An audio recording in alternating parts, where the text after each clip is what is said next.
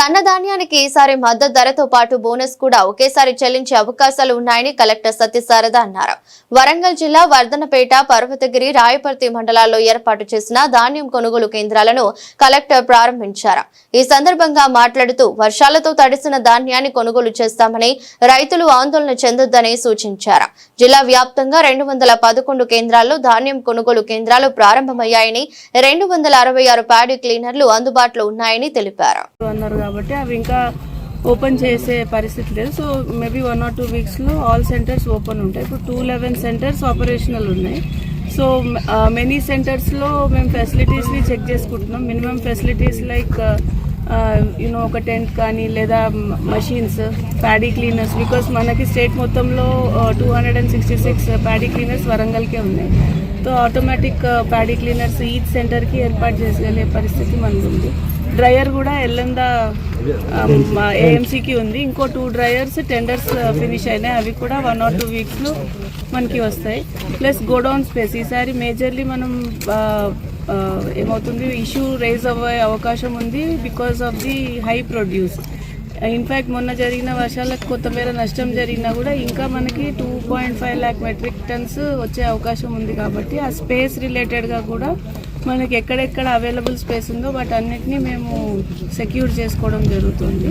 At the same time OPMS software ఏదైతే ఉందో మనకి clear instructions from honourable civil supplies minister గారి దగ్గర నుంచి ఉన్నాయి.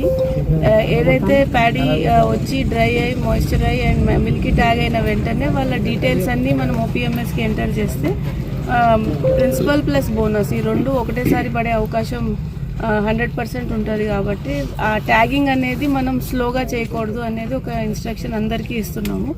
సో మిల్స్ ట్యాగింగ్ కూడా మేము స్పీడప్ చేసాము ఇప్పుడు. And right now everybody officers అందరూ ఫీల్డ్లోనే ఉన్నారు. వాళ్ళు ఇవి చెక్ చేస్తూ ఉన్నారు. ఇప్పుడు నైట్ లైటింగ్ కొన్ని దగ్గరలో లేదు.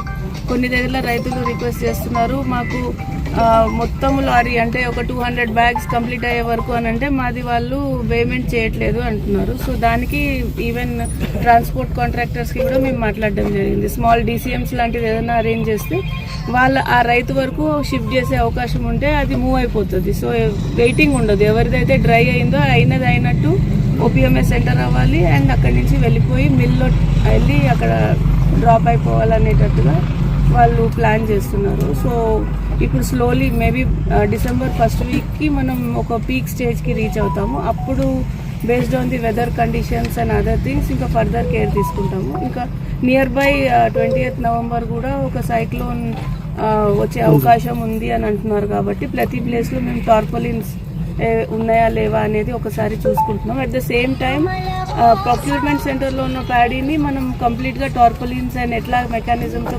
చేయాలనుకున్నాం. సేమ్ వేస్ ఫార్మర్స్ ఎక్కడెక్కడైతే వాళ్ళ ఇంటి దగ్గర పెట్టుకొని ఆరబెట్టుకుంటున్నారో వాళ్ళు కూడా కేర్ తీసుకోవాలి. రోడ్స్ మీద వేస్తున్నారు కొన్ని దగ్గరలో, అవి కొట్టుకుపోయే అవకాశం ఉంది. సో వాటన్నిటికీ కూడా కేర్ తీసుకునేటట్టు అగ్రికల్చర్ డిస్ట్రిక్ట్ ఆఫీసర్ ఉన్నారు కదా, వాళ్ళు అవేర్నెస్ అనేది క్రియేట్ చేయమని చెప్తున్నారు. రైట్ నో అయితే ఇనిషియల్ స్టేజెస్లోనే ఉంది కాబట్టి we are like slowly trying to fix many issues. As day goes by we will see ఇంకేదైనా ఫర్దర్ ఇష్యూస్ ఫిక్స్ చేయాలనేది చూసుకొని వెళ్తాం. పంట నష్టం ఎన్ని వేల ఎకరాల్లో జరిగిందని గుర్తించారు? ప్రభుత్వానికి నివేదికలు పంపారా? నివేదికలు వెళ్ళినాయండి ప్రభుత్వానికి. ఆల్మోస్ట్ 19,000 ఎకరాలలో పంట ప్యాడీనే వెళ్ళింది. ఆల్మోస్ట్ ఇంకా ఒక 200 ఎకరాలలో వెజిటేబుల్స్ ఇవి లాస్ అయినాయి. అది ఇంక్లూజివ్ ఆఫ్ 19,000 acres.